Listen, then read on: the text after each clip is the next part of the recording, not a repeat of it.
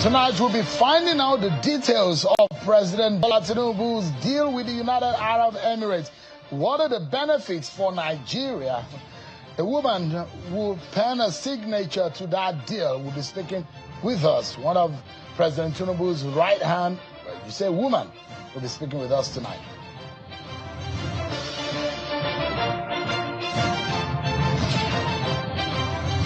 And the court today has struck out the alleged defamation case against the senator representing Kogi Central, Natasha Akpoti-Uduaghan, a case filed by the federal government.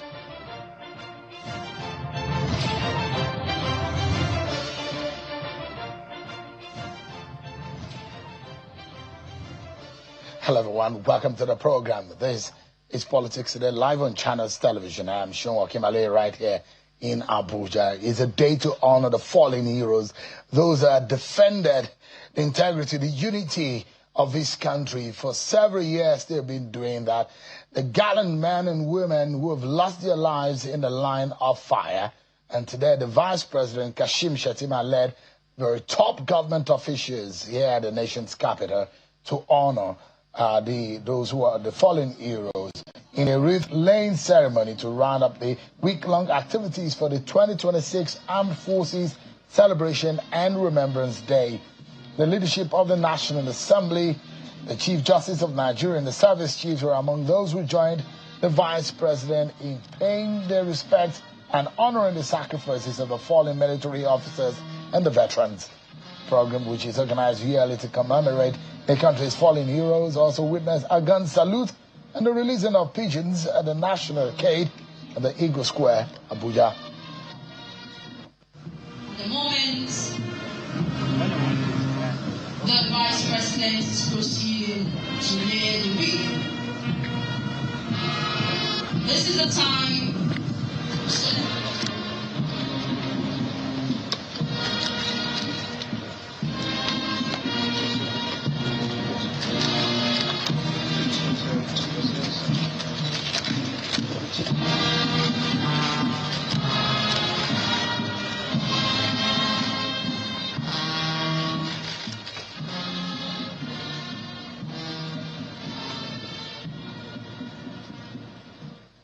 wasn't a day of speech at all, but we saw a lot of moment of sobriety for those who have lost their lives in defending this nation. But the Minister of Defense, the Minister of Defense, the former CDS, spoke after the event today on the commitment of the federal government in protecting lives and property and also honoring those who have fallen in the line of fire. Take a listen to him. Change is constant. We have realized that we're only remembering all those who are passed on and forgetting those who are living. And that's what we made it that is critical. We celebrate those who are alive so that they know that their sweat is not forgotten. And then while we also remember those who are passed on, including those who are injured. And that's why we say that we want to make it very holistic. And now, in the past, we only celebrate today, but now we have a week-long activity culminating to today, just to make it very holistic for everybody to ensure that everybody is part of this, and we need everybody to be on board so that we can have peace in Nigeria. Thank you. All right, then. From there, let's go to the courtroom just across the road to where this was happening at the arcade, just opposite the Eagle Square, where we saw the Federal Capital Territory High Court Justice Chizoba Orji has today struck out the alleged defamation case against the senator representing Kogi Central, Senator Natasha Akpoti-Uduaghan. It's a case filed by the federal government, and Justice Orji struck out the suit following the application by the prosecution lawyer Aderonke Imana to discontinue the suit counsel to Senator Natasha Akpoti-Uduaghan.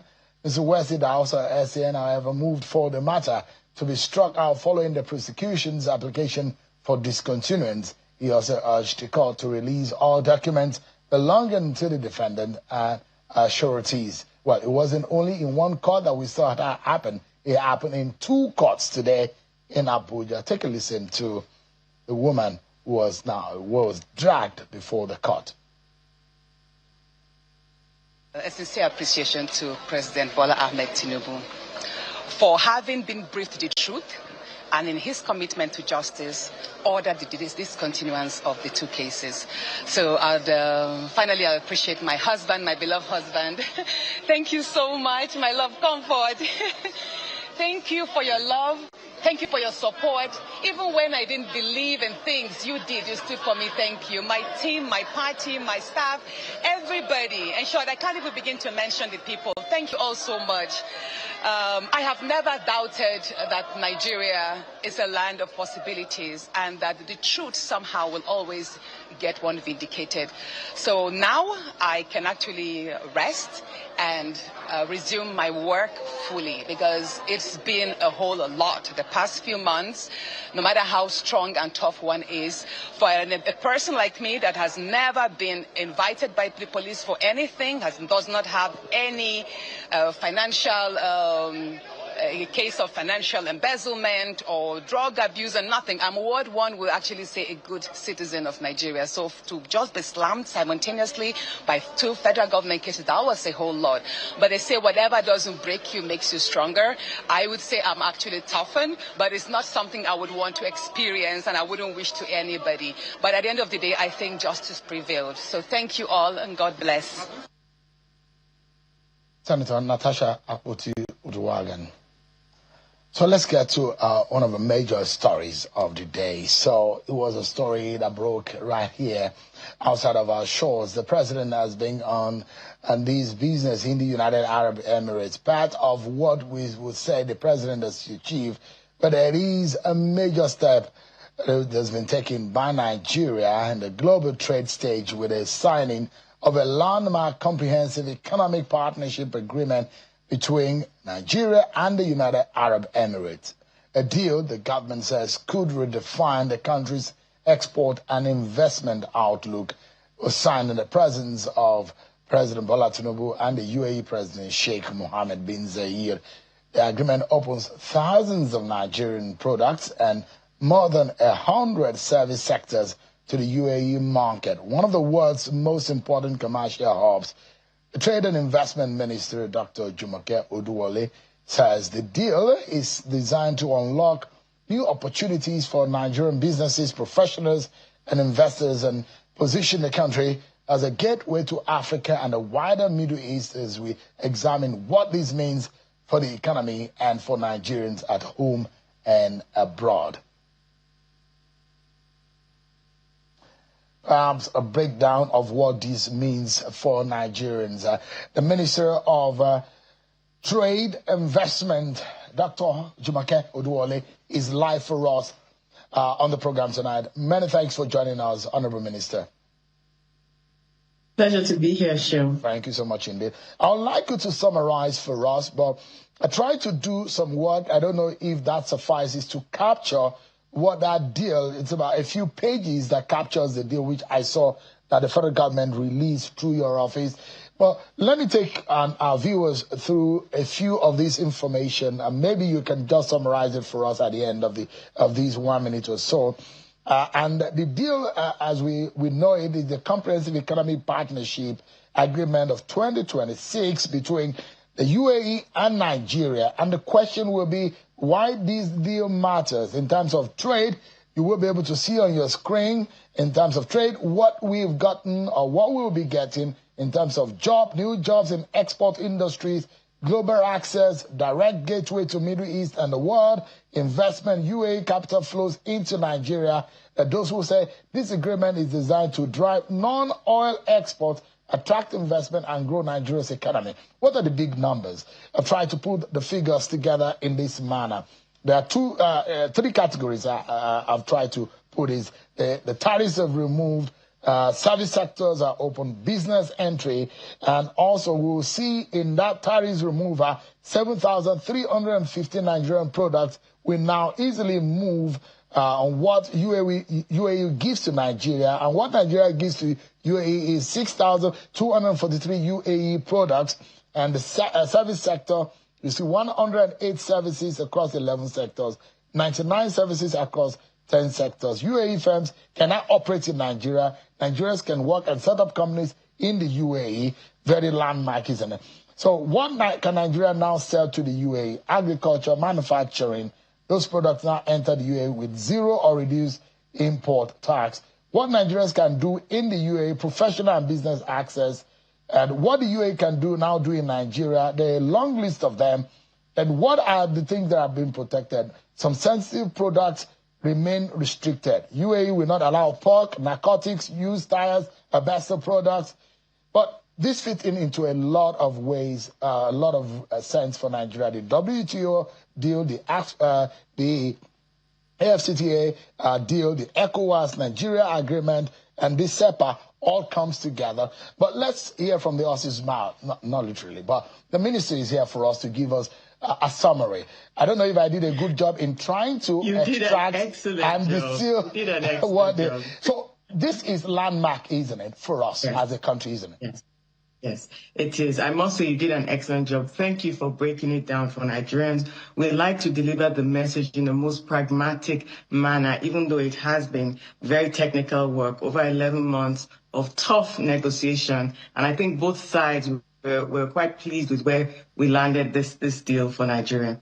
Now, speaking first of all to Nigerian exporters, under the Renewed Hope agenda, the diversification of our economy and pushing of those non-oil exports, over 7,000 product lines, from seeds, oil seeds, to pharmaceuticals, to our chemicals, to agricultural produce, will be allowed into the UAE market duty-free. We really do want Nigerian businesses to take advantage of that. We specifically chose the UAE. You know, Mr. President has been cultivating this relationship. This week would be about the 4th visit that he's paid in person to the UAE.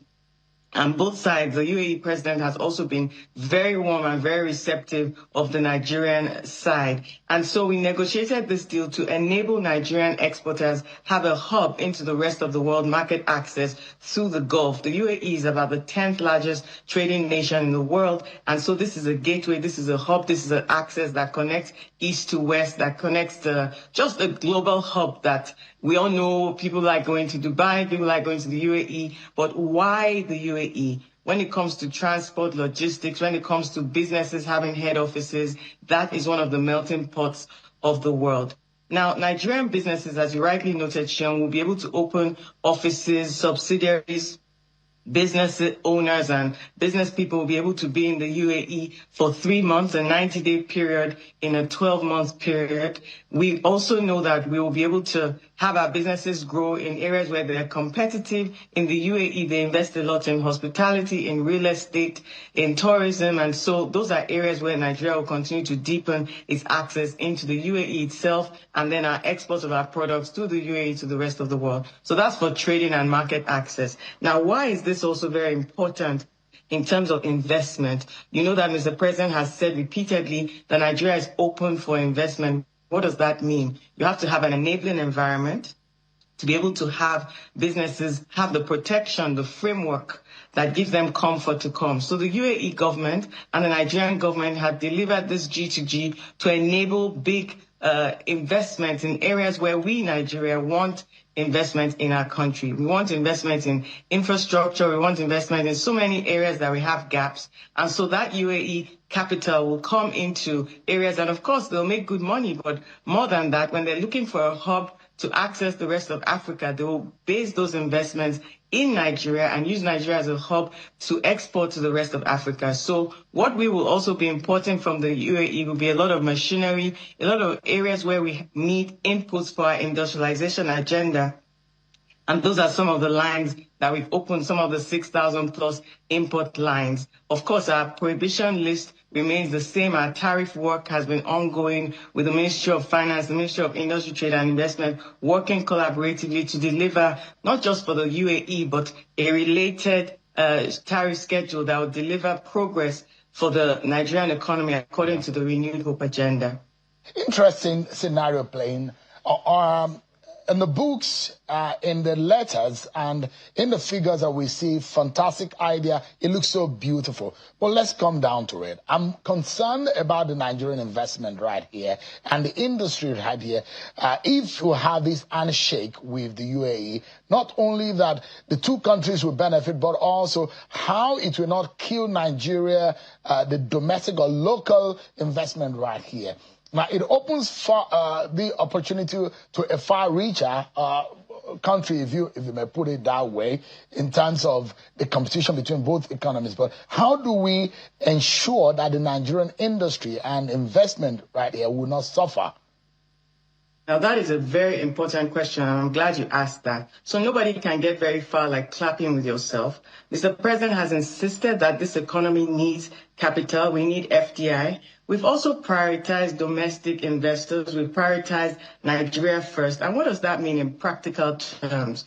No UAE investor is trying to come into the Nigerian market on their own. They need local partners. If you take, for instance, Calabar Highway, we've seen some UAE capital coming even ahead of the SEPA. We've seen First Abu Dhabi Bank moving into Nigeria. This is the fruit, Sheon. This is the fruit of hard work, of just working on investors, giving that confidence, engaging and making sure that capital from across the world comes into Nigeria. We need the infrastructure, we need the support, and there's no point acting like we don't. But we have prioritized Nigeria first. We have prioritized Nigerian investors. We have made sure that what we're importing will be inputs for our industrialization agenda. We just released the National Industrial Policy, which we're working on taking nationwide, and also supporting trade facilitation, export trade facilitation. We're also revamping our free zones. This is how you move an economy in the direction that you want it to go. The last thing I would say is that you've seen for over 2 years, Mr. President, going around the world. I spent a lot of my time. You know how long you were trying to get me on this show, and just the travel schedule that was pretty grueling last year, making new friends, cultivating new friends, bringing in investors. You saw us in Brazil, you saw us in China, you saw the Prime Minister of India in Nigeria after 17 years, you saw the Vice President of Colombia visiting us in Nigeria. The world is paying attention. Our economy last year was basically an inflection point. Now we've even gone beyond an inflection point. The reforms that this administration has delivered are bearing fruit. And you can see the UAE, it was a tough negotiation, I'll tell you that. One of the most comprehensive that we have had as a government, and definitely the first SEPA that we've committed to. And it's going to deliver tangible manifestation of development and capital for the Nigerian economy. This is something that will be tracked. It's not just an agreement that you sign and go to sleep. In the agreement, 22 chapters, you have dispute settlement. You have a mechanism where we come together once a year to see practically what it's going to deliver. Even on the day of signing, at the end of the day, my counterpart and I, Dr. Thani, we had a meeting talking about which sectors, which investors, and I know that I announced already that we're holding Investopia on the 2nd of February in Lagos at Eco Atlantic, Nigeria. So a lot is going on. It's pretty exciting. Wow. It's also going to be a push to make sure that Nigerian businesses take advantage of it. We've been pushing our non-oil export agenda, and that's the collaboration and coordination that we're going to need to deliver the tangible results that this agreement gives. I'm worried that this deal will not be one-sided, and that Nigerian investment will also benefit. You say 7,000 Nigerian products have access to the UAE in what this deal provides, but how many Nigerian companies are currently capable of exporting at that scale? Have you identified them already? We have had our first ever domestic investors forum about August last year. We've been working hard with medium-sized enterprises. You know my track record on ease of doing business. We've been collaborating with Nigerian Customs Service. The National Single Window Project is coming live Q1. Crimson Logic has been the technical partner.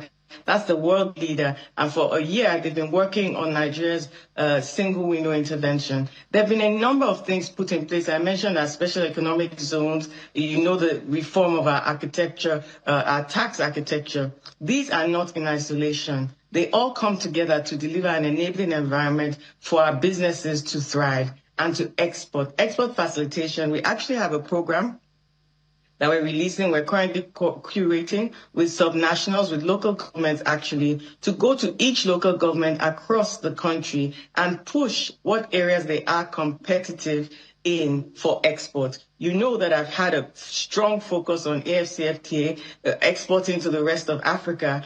and the UAE investors are looking for a base for the rest of Africa, Nigerian businesses are also going to export not just to the rest of Africa, but to the rest of the world through that Middle East hub. Now, never, ever underestimate Nigerian productivity, Nigeria innovation, Nigeria's capacity to take advantage. Our work as government is to give the enabling framework which we've delivered. This agreement is by no means one-sided. It's one that I told you was a tough negotiation, but both sides insisted and came to a conclusion where it was going to be a win-win. And I'm really delighted and proud that the interministerial team was able to deliver this for the Nigerian economy.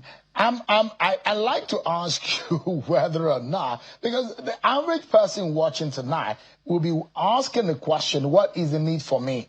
Whether or not this is not just optics and political or majorly a diplomatic move between the two governments, but whether or not these will have a dovetailing effect on the pockets, the food on the table of the average person. And the big question here is, realistically, Minister, how many jobs do you think that the average this deal can bring into the Nigerian market, first and foremost? The other thing will be whether or not the average Nigerian farmer, the tailor, the manufacturers, and traders will be able to export to the UAE under this deal almost immediately. Does it start almost immediately? And does the average, entrepreneur who are doing just not so much can immediately start exporting to the UAE freely the way this deal captured it? It does start immediately, and then there's some other provisions from 3 to 5 years. And I'm glad you asked this very pragmatic question. I'll just throw it back at you and say, how many jobs do you think the Lagos-Calabar coastal highway has created and generated for the Nigerian economy? I mentioned first Abu Dhabi just as an example of one of the financial services sectors that we're opening up to the UAE that's able to bring some foreign direct investment into the Nigerian economy. Now, of course, not every business will be able to export, will be export ready. So I mentioned the program that we are kicking off to go across all local governments. We're not going to expect a nano business or even a small business to be able to go through the rigor of exportation. That is where you have the clusters coming. That's where you have the cooperatives. Our job as government is to teach and to coach. That's why we have under this ministry the Nigerian Export Promotion Council, we have Nexim, we have BOI, we have SMEDAN, to teach and to coach our exporters. And this is by no means academic. Just last year alone, I wouldn't even talk about what we plan to do, what we've already achieved. We opened an air cargo corridor, partnering with Uganda Air, which was services for Uganda and trading goods for us. We mapped 13 Eastern and Southern African countries, and we determined what goods from Nigeria they want to receive. We determined they wanted our light manufacturing, our snacks, zobo, chin-chin, plantain chips. We determined that they want our apparel, they want the clothes, the fashion that Nigerian businesses are known for. We determined that just so many little things that we think are just basic, the African market is hungry and thirsty for our goods. And so we are facilitating and training export facilitation for Nigerians all across the country to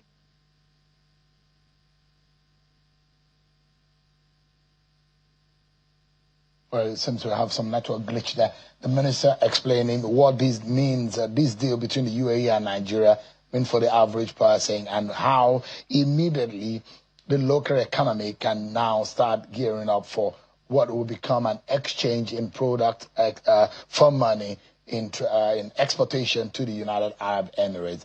But my question and concern again will be whether or not if the agreement removes tariffs on thousands of UAE products coming into Nigeria, the guarantee that this will not flood our market and kill local manufacturers. Honorable Minister, if you can hear me. My next question will be about the removal of the tariffs on about thousands of UAE products coming into the Nigerian market. How do you as a government guarantee in this deal that this deal will not allow for UAE products to flood our market and kill local manufacturers? I'm really worried about it. We've seen that happen today. China has happened to Nigerian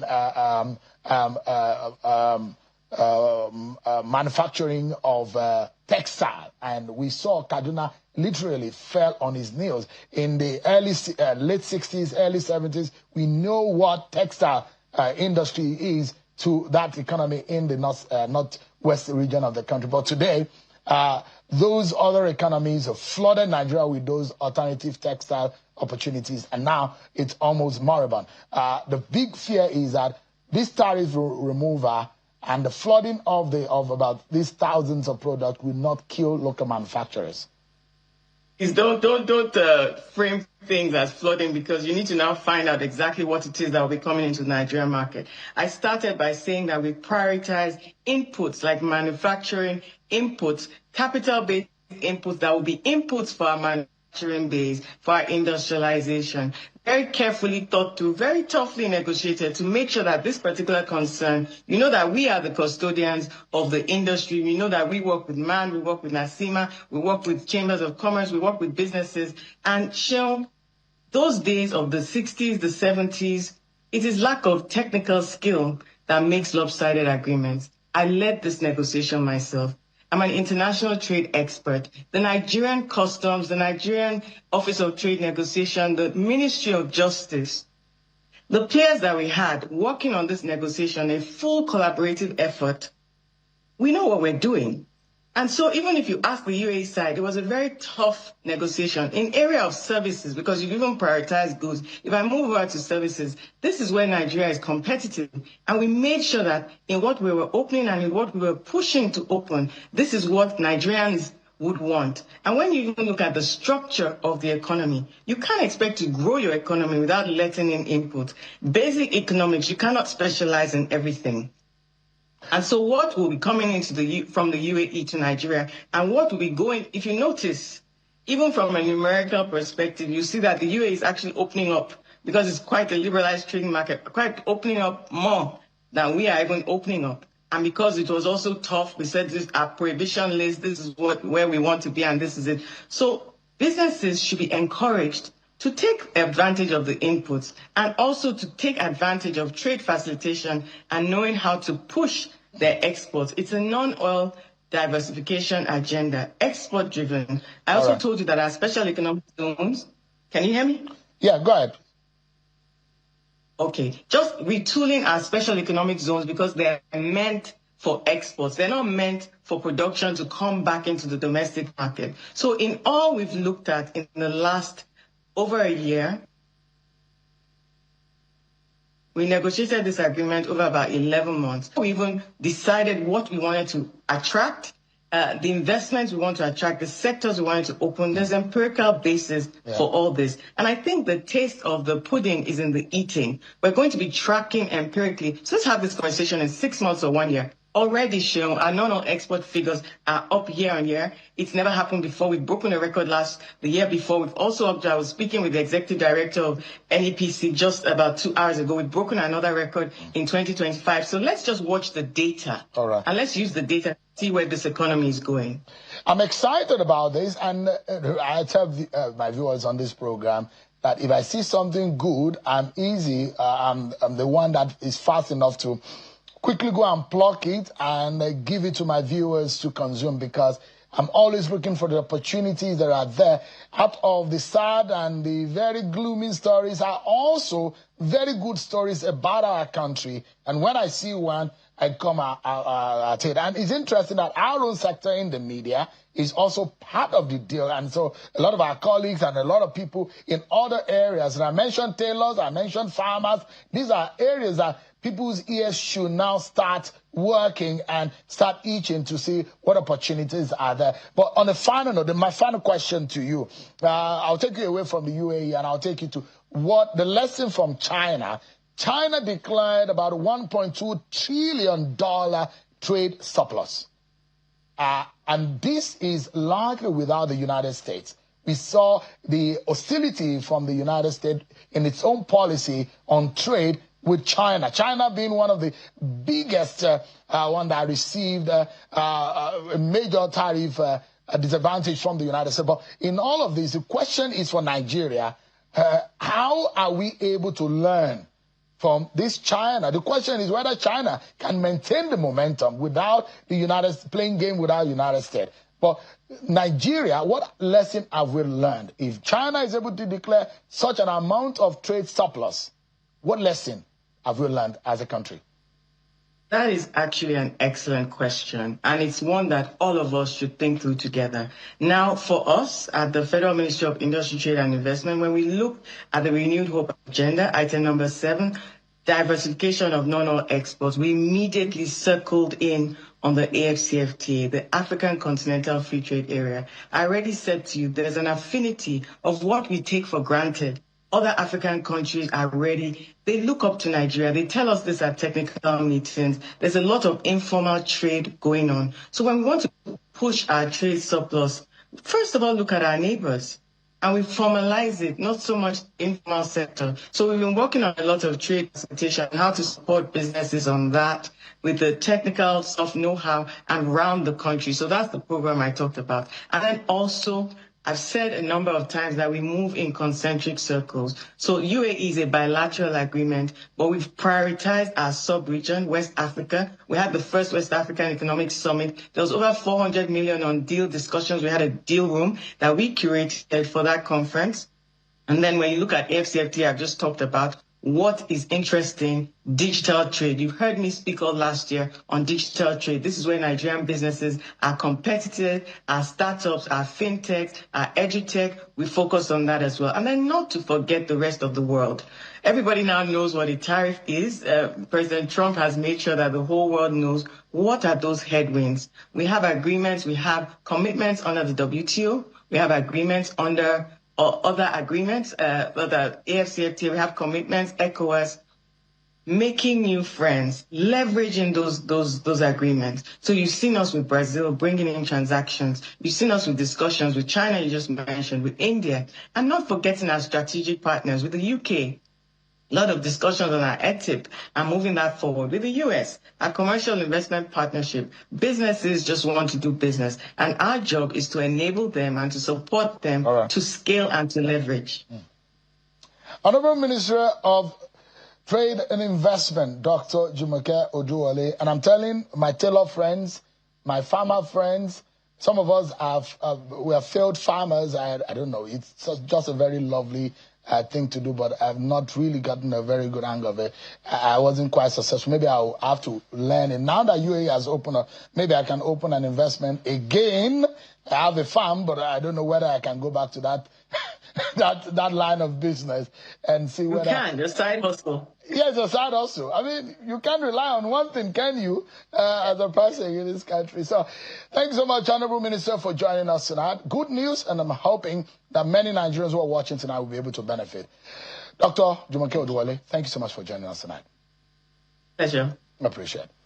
We'll take a break, everyone, but when we come back on the program, the affront of Nigerian politics, where one person, very eloquent, is Showumi, still member of the PDP. Well, whether or not that party is still surviving, we'll find out, because his thoughts on the Tinubu government and the state of affairs get us talking. Showumi is my next guest on the program, everyone.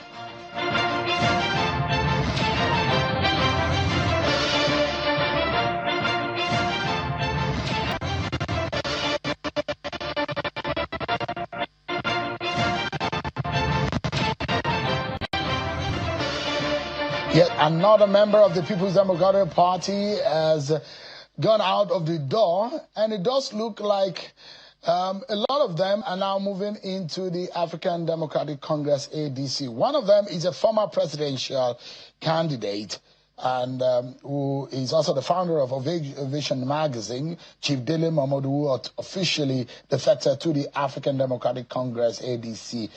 Today in Benin City, as a former defection to the party, stating that his reason or decision was not driven by personal ambition, but by a desire to contribute to national renewal. And tonight on the program, we examine the state of the nation under the current administration of President Bola Tinubu, the controversies surrounding the Nigerian government's employment of foreign lobbies. That we've not heard from the government officially about that, and the growing tension in the lead up to the 2027 election year and the politics of it. And joining us tonight is, well, Should I call him a member of the PDP? Because as of now, the PDP looks like a party that has standing on two crippled legs, and one on which we never can be able to tell what the PDP looks like today, but is also the leader of the Alternative, another political platform. It will be talking to us on about some of these issues in the state of the nation. Chief Shagun Showumi, thanks so much indeed. So it was nice to see you. How was your holiday? The fun terrible of the Nigerian politics. How was your holiday? It was okay. Restful. Okay. Thank you so much indeed for joining us. So you're still a member of the PDP? Absolutely I am. Okay. A lot of people have thought that maybe you have chosen between one of the party with the A and the C. Whether it's the one with the middle letter D or P. I have always been someone who believes that it takes time to build political culture, and that organization go through some nominal forming, and there's a sinusoidal in it. Once matters are before the courts, I always prefer a situation where we accept adjudication. And once the adjudication comes, then we can then decide, does the court judgment still allow us to participate, or have we gotten to the end of the road? I feel that the People's Democratic Party of Nigeria should beg the Court of Appeal to hurry up. Because once the Court of Appeal comes in with a judgment, one way or the other, I think the matters will be slightly settled. Yeah. Those who always like to go looking for platforms everywhere are almost already out. Those who recycle themselves so much but claim that they're the new order are almost out. But those who understand the institutional memories of how to manage democratic organizations in PDP, like me, we're still here.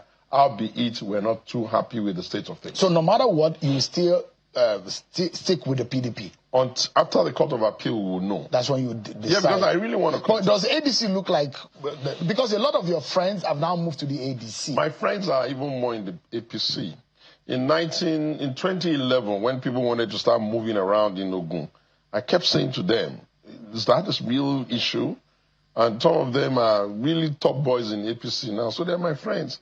So you're likely to move to the APC? No, I'm just coming. My immediate friends that we did PDP together, especially those of them who like to come and go, have gone again. So they've gone to the ADC.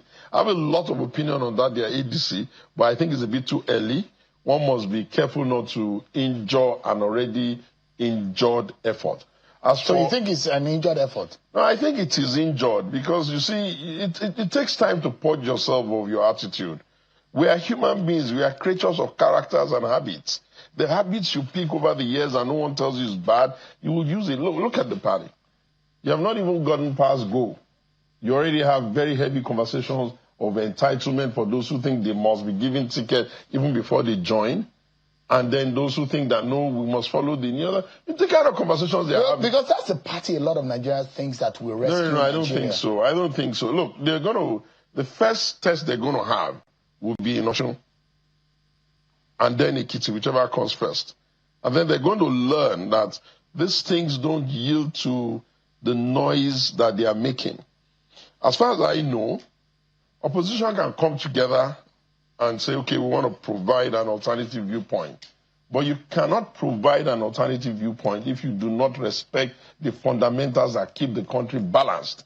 One of the fundamentals, in my opinion, that keeps this country balanced is that we must run it on a pendulum. The demography of population in the north is big. The only way we can balance out the country is to say when power goes to the north, northerners give us a candidate, let's look at them. When it comes to the south, otherwise, we're going to be perpetually quarreling with ourselves. And I think that if they don't get that, they don't get anything. That's one. Number two, I've looked at that party very well. I know the players. I feel that they are underestimating Rotimi Amaechi. You have to count. You see, there's a... But suddenly he has dropped in... No, it's not dropped. No. In public debate, Rotimi Amaechi has dropped in the pecking order. Because a lot of people are now talking about Atiku, Peter Obi. Listen, I've done campaigns at that level, looking for tickets. I've run campaigns for PDP when we're trying to get presidential ticket, and we got it twice. I should know how to read in between the lines. Let me tell you why I say those who underestimate him have a problem. That party will be made up of those who are coming from PDP and some of the elements that are coming from the CPC factor of Muhammadu Buhari and APC. And then if they say they want to go throw it open, where do they know that the CPC end of it, where do they know they will go? If they say they want to zone it, where do they know they will go? If Rotimi doesn't back down, I'll be shocked if he doesn't pull an upset. There are only two people that I think that can win that thing on their own strength. With due respect, Atiku can, because the northern numbers are always there to help him. But if the people that have been ministers together with Rotimi, the Pantamis of this world, the El Rufais of this world, if they insist that they want to make a stake, if you underrate Rotimi, you underrate him at your peril. But hey, it's their business. They should go sort whatever. But those who think that the most dangerous opposition that Bola Tinubu could get and the APC in 2027 is Peter Obi. No, man. Look, you see, in 2023, the people who were sitting in authority at governor's level in the Southeast, they were not that inspirational. You have to go back and look at the people that are sitting there now. Some of those leaders are delivering on value and they're delivering on assignment. They are inspirational leaders. None of those people can Peter run over like that. It's not as easy as that. So Peter may not be able to get the figures. Let me just he got over 90% in the whole of South. Let me land my thought. We created that movement, albeit at the back end, believing that we should be able to thaw the glass ceiling so that our Southeastern brothers can know that we can get this done. Unfortunately, his inability to tame the excessive bigotry and the anger and the quarrels and all of his people has kind of like made a lot of people have a bit of a pushback. Hey, we'll see. They're going to have to count the votes. They're going to have to count the primary. And if you remember 2015, before they would do the primaries that they did in Lagos, you can always sometimes imagine that some people can pull an offset. If you remember the primary of 2023, Rotimi came second. Never mind that the vice presidential candidate was also on that. So I've not spoken to Rotimi that much. But you know these things, I love to do it. So these analyses are analysis that I really... We believe that the ADC is structured for Atiku Abubakar. That is a machinery for Atiku Abubakar. Atiku Abubakar is already pulls apart of anybody when it comes to contest. You can't be running elections, doing primaries. You got to let So the only thing Peter Obi should be looking forward to is getting a vice presidential ticket. I think that in the ADC. Listen, I think that those who always think that the last election is going to mirror the next elections are jokers. You can't always do 1 + 1. You have to go back again, remeasure it, do the analysis afresh, do the benchmark afresh, do the polling afresh, and it will throw a different thing. Look at the Southeast now. A lot of their leaders are beginning to ask themselves, hey, is that the best we got to offer here? Some of their leaders are beginning to say, okay, come to think of it, why do we have to always be outside the ruling party? Some of them are beginning to say, what about the projects that we're even getting and some of the things that's going on in the country? Some of them are beginning to say, hey, what's this guy even saying? Sometimes when you speak, you have to speak sense. You have to speak capacity. You have to speak knowledge. You have to speak how. You have to speak when. You have to speak what. You can't just be parroting prose. If you do it for too long, people are going to sit through it. And you can't be more brilliant than... What makes you more qualified than Rotimi? All right. What makes you more qualified than Atiku? I'm amazed that Nasir El-Rufai is not even talking about that contest. What makes them more qualified than him? So when you want to go into a coalition of that nature, you can't come onto the table in an entitled manner. It's a deal killer. Right. Let me take you off quickly. Oh, yeah, take me off. I don't like you asking me about them. I like to talk about our party. The ones that have a chance. PDP and APC. Oh, really? You'll see. With what is going on? Do you know the kind of groundswell that PDP has in the background? You just have to wait until the blow the whistle. Let PDP get out of court and let one part of it be stable and watch and see what it means to have a 27-year asset in grassroots politics. Then you will know that PDP, once you say power, people will answer. I'm not saying they're going to win, but I guarantee you can never rule them all. But when you're talking about the APC and the chances, do you think that with the state of the nation, the handling of the country under the Bola Tinubu and the APC government, that they stand a chance in 2027? You know, media, journalists, owners of bylines, people that own platforms like you have to cool down now. It's not enough for you to normalize the conversation of the beer parlor. You have to look at data. You just had my sister there talk to you. She's from Ogun. I know her. She used to be the one that was in charge of ease of doing business. Now she's the Minister of Trade. And you can see the kinds of intentional things they're doing All of these things are not going to the dustbin. You can't have a government that is giving people money at the local government. All the local structures have their monies. The states have their money. The system in Nigeria is not designed in such a way that the president will just come with the money and just throw money into the system and everybody will start scrambling for it. The things that should make people access the ability to fend for themselves, to make money and all of that is being done. The infrastructure is heavy. You can't deny that. Look, I'm not here to talk about them per se. I'm just saying, don't ever think that your governors are fools for going there. You can't be having 30 governors go into a political party and you just wake up in the morning and think that they are fools. Politics will always be politics. Everybody is struggling to be the darling bird of their party, but I don't mean to say that they have won a year. There will be always angles by which you can, kind of make them lose and how you can make them win. But if you think that they are easy to beat, go and beat them, let me see. So you think Tinubu is going to have a smoother ride than he had in 2020? I think the conversation on the table for the president, if he wants to hear, is that he must ask himself one question. What is he going to do with those northerners who backed him in the first instance?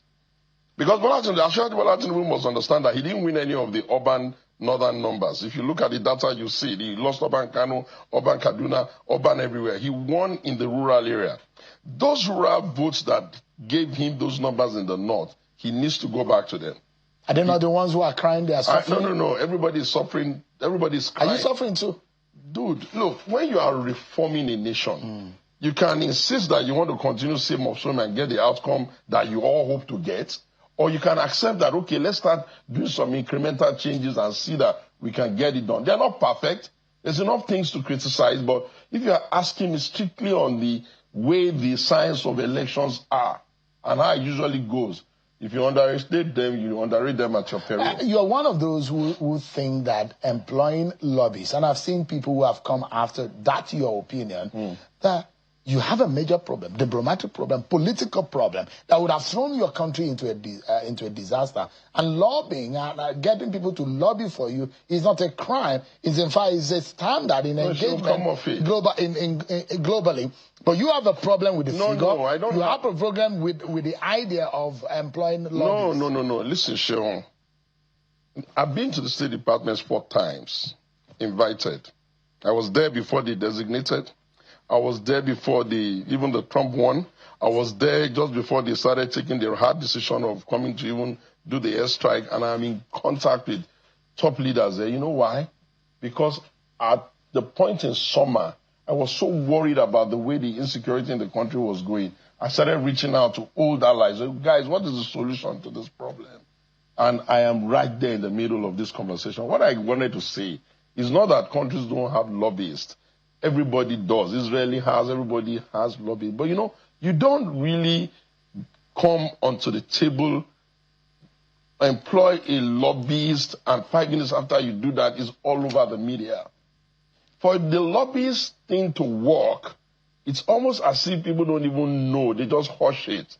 And then you're doing all the wheeler dealing at the back. First of all, how did us get to that level? Second point, I don't think that when you have the type of challenge we have now, and there are really pathways to solve this problem.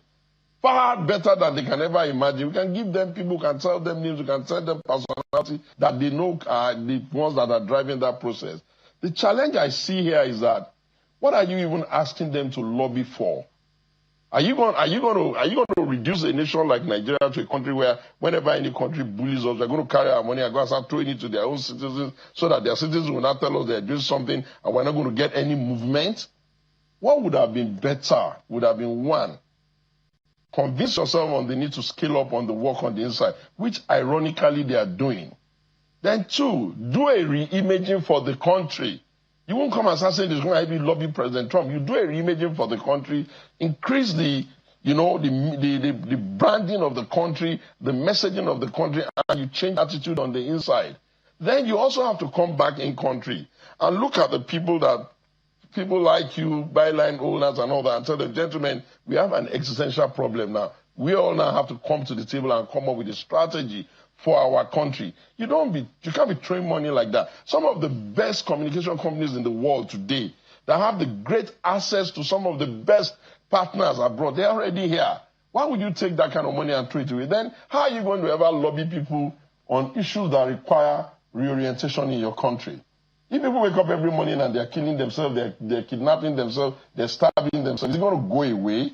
So, well, I think that maybe the figures are even exaggerated. I'm not sure the federal government will ever give that kind of money like that. I think Nigerians are just the people who just go shopping. Some people say $9 million, some say $6 million. Nobody can give that kind of money. Probably what people are doing is that they're probably estimating what will be the total amount spent over a period.